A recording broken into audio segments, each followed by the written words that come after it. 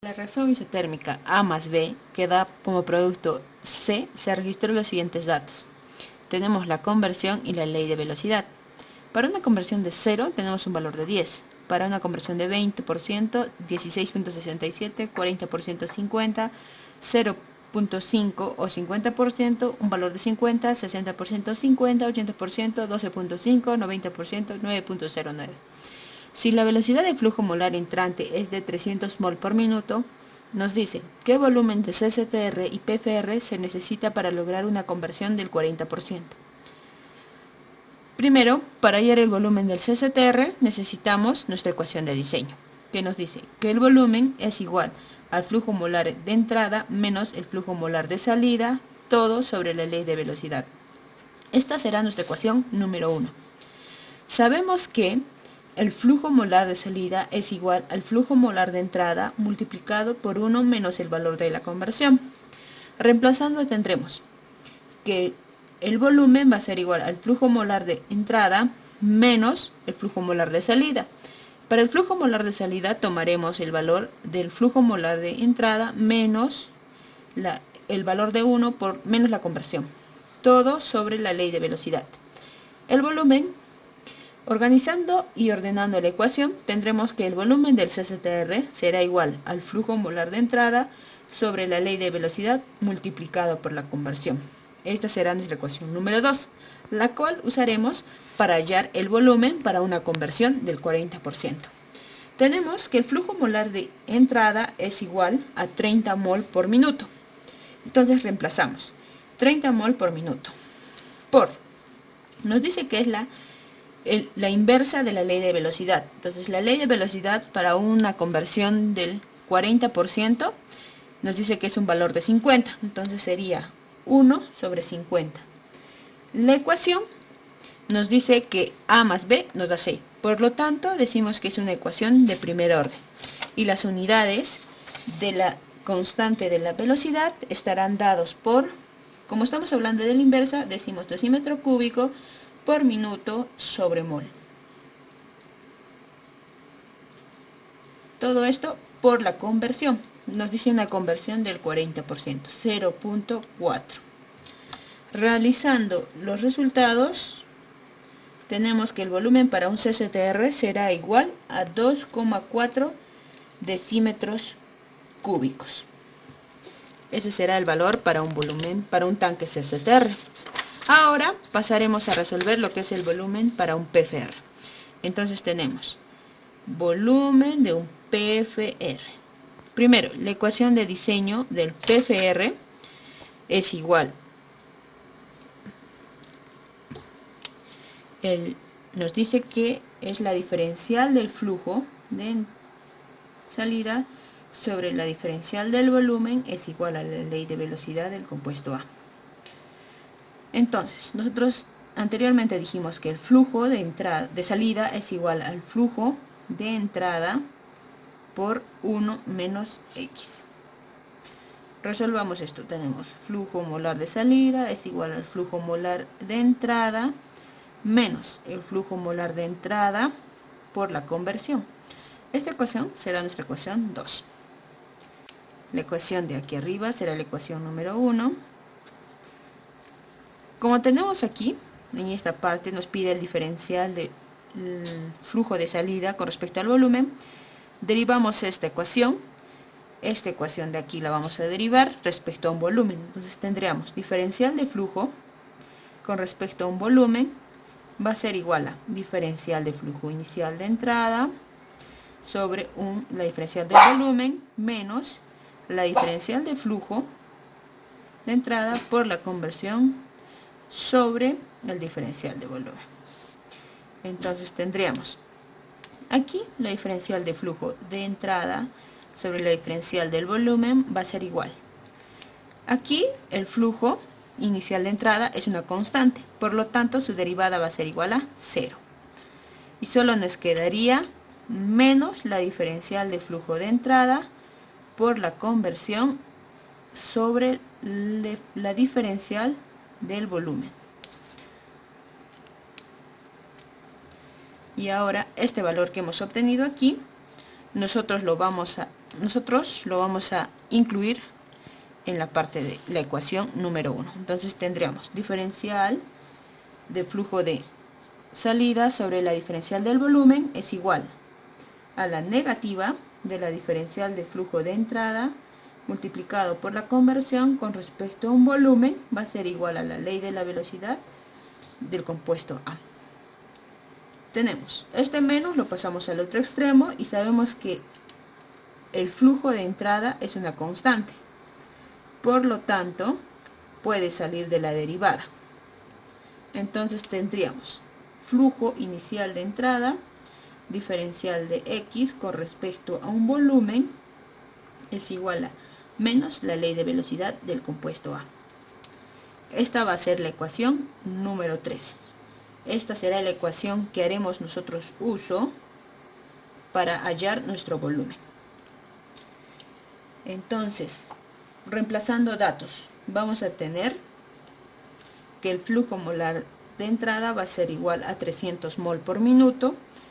La diferencial de X con respecto a un volumen es igual a la ley de velocidad. Entonces, nos dice que tenemos una conversión del 40%. ¿Sí, no es cierto?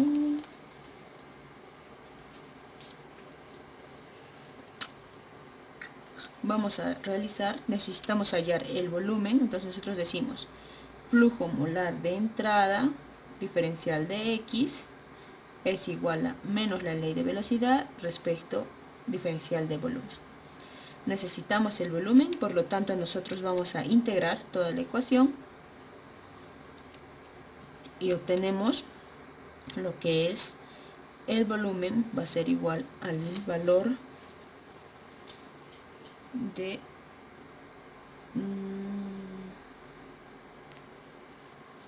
la integral de 1 sobre la negativa de la ley de velocidad por el diferencial de X, y aquí tendríamos el volumen va a estar dividido con lo que es el flujo molar inicial. Si nosotros graficamos lo que es,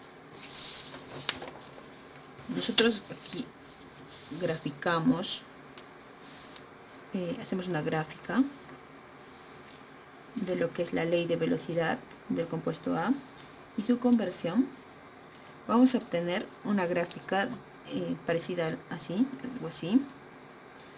¿Qué nos dice esta gráfica? Nos está indicando que la reacción que se va a producir es reversible. Entonces, ¿qué quiere decir eso? Que puede ir y venir, es decir, o sea, A puede dar C y luego C puede dar A. Entonces, nosotros decimos, ya tenemos lo que es nuestra ecuación aquí, la número 4, la vamos a poner número 4, que el volumen es igual al flujo molar inicial por la integral. Pero nosotros no podemos aquí realizar una integral siendo de una concentración, yo que sé, a ver, de A a B, porque nuestra ley de velocidad no está en función de la conversión. Entonces, nosotros para eso vamos a aplicar lo que es lo que se conoce como el método de Simpson, para realizar esta integral. ¿Qué nos dice el método de Simpson? Para uno o dos puntos se tiene una ecuación, una fórmula. Entonces, nosotros tenemos que el volumen es igual al flujo molar inicial por la integral de 1 sobre la ley de la velocidad, la diferencial de X, que es la ecuación número 4 que la mencionamos anteriormente. Como la ley de velocidad no está, como lo mencioné anteriormente, en función a lo que es la conversión, nosotros diremos, en nuestro cuadrito aquí nosotros decimos nuestra conversión de un 40% tiene 3 puntos, es decir, una conversión de 0, 20% y 40%.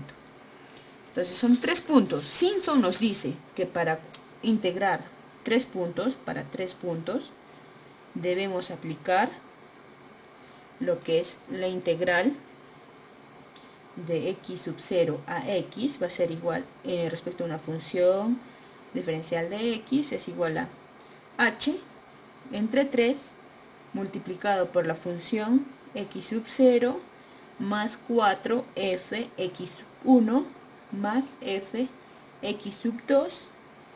Entonces, h en este punto va a ser igual a lo que es x2 menos x sub 0 sobre 2.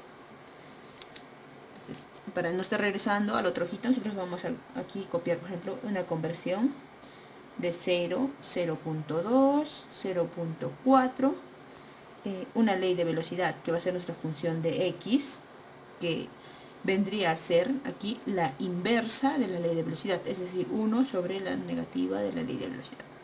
Sus valores serán de 0.1, 0.06, 0.02, y este es nuestro cuadro para no estar regresando. Aquí tenemos, este va a ser nuestro valor x sub 0, x sub 1 y x sub 2. Entonces, nuestro h sería x sub 2, 0.4 menos sub 0, 0, entre 2. H va a ser igual a 0.2. Ya tenemos el h, nos faltaría la función x sub 0, la función x sub 1, x sub 2. ¿Cuáles serían estos valores? Los valores que hemos hallado aquí, que son la inversa de la velocidad, 0.1, 0.6, 0.02. Entonces nosotros podemos decir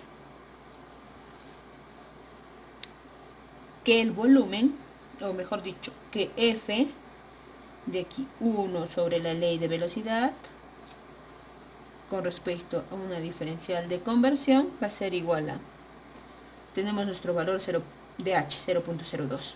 Todo esto multiplicado f sub x0, 0.1 más 4 por f sub x1, 0.06 más f x sub 2, 0.02.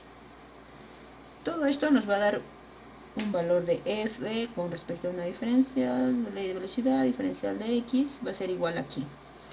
Esto es igual a 0.024. Este valor que estamos hallando aquí, este de aquí,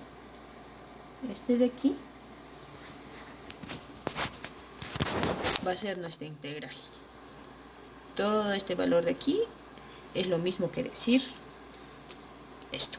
Gracias a Simpson podemos decir que la integral de 1 sobre la ley de velocidad por la diferencial de la conversión es igual a 0.024. Entonces decimos un volumen. Tenemos un flujo inicial de 300 mol por minuto multiplicado por la integral. Entonces tenemos la integral es 0.024. Sus unidades serán decímetro cúbico sobre mol por minuto. Entonces tenemos el volumen para un PFR es igual a 7,2 decímetros cúbicos.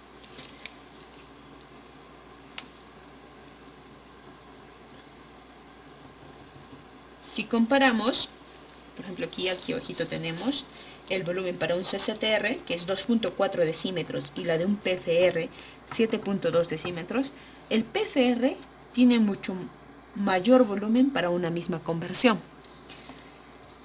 Esto se puede deber a que lo que es el tanque de flujo pistón necesita mayor contacto de los reactivos, ya que la conversión se va dando desde el principio, a medida que va avanzando la reacción, a medida que la reacción se va dando de A más B igual a C, el reactivo A va avanzando poco a poco y la conversión se va llevando a cabo.